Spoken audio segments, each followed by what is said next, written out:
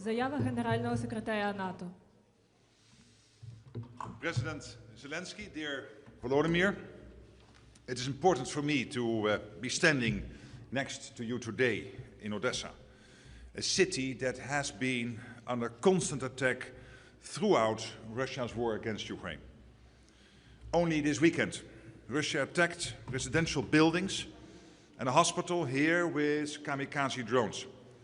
And today we both visited a hospital where we talked with some of the people injured in the war.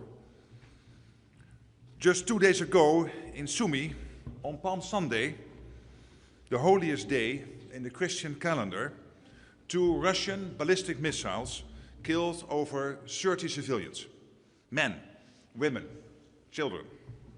Over 100 were injured, many seriously. This is simply outrageous. It's part of a terrible pattern of Russia attacking civilian targets and infrastructure across Ukraine. Even hundreds of hospitals and medical workers have been targeted over the last years. I'm here today because I believe Ukraine's people deserve real peace, real safety and security in their country, in their homes. My heart goes out to the people of Ukraine, those who lost loved ones in these recent strikes, and so many over the years. Those who have been injured or lost their homes or had their dreams shattered by this unjust and unlawful war. So I'm here with you today, dear Volodymyr, to affirm to you and the Ukrainian people this simple message. NATO stands with Ukraine. You and I know that this has been true all along. I also know that some have called NATO support into question in the last couple of months. But let there be no doubt, our support is unwavering. NATO continues to provide political and practical support for Ukraine by delivering security assistance and training through our command in Wiesbaden. And we work closely together in Kiev and in Brussels. What's more, just in the first 3 months of 2025, NATO allies have already pledged more than 20 billion euros in security assistance for Ukraine this year. Our commitment is clear and concrete. We saw further contributions, as you rightly said, from allies during the latest Ramstein meeting that was held in Brussels on Friday. Our support to Ukraine is designed to ensure that your country is strong and sovereign, able to defend today and to deter any future aggression. All of this to underpin the efforts towards a just and lasting peace.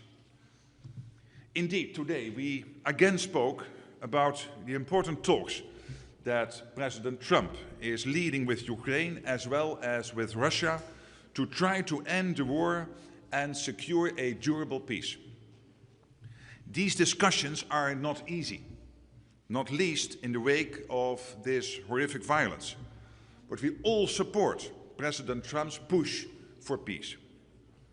Other allies, including through efforts led by France and the United Kingdom, are ready, willing and able to shoulder more responsibility in helping to secure peace when the time comes. So let me say again to the people of Ukraine, we stand with you and look forward to a day that the brave men and women of this incredible country can enjoy freedom without fear. So dear Volodymyr, thank you for inviting me here today. I'm grateful for your leadership, for our friendship and for our continued cooperation. Slava Ukraini. Героям слава. Героям слава. Шановні колеги, журналісти, час для ваших запитань. Будь ласка, ми Україна.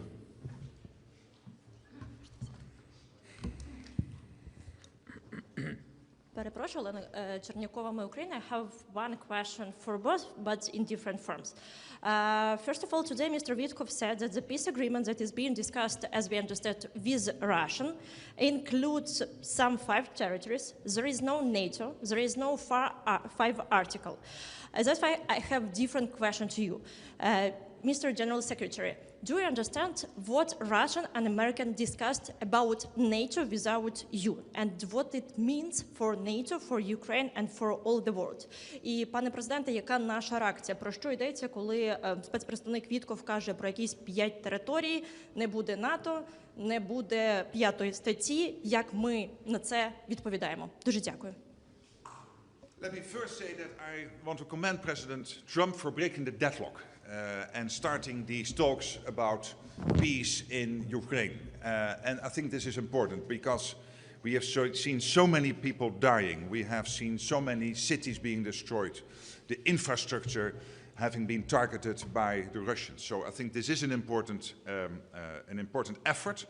And I've decided not to comment on all the intermediate stages of this whole process, because I do not want to interfere with the peace process. And whatever we do when it comes to helping here, we do it as discreetly as possible. And I cannot comment on this in the press. I'm sorry.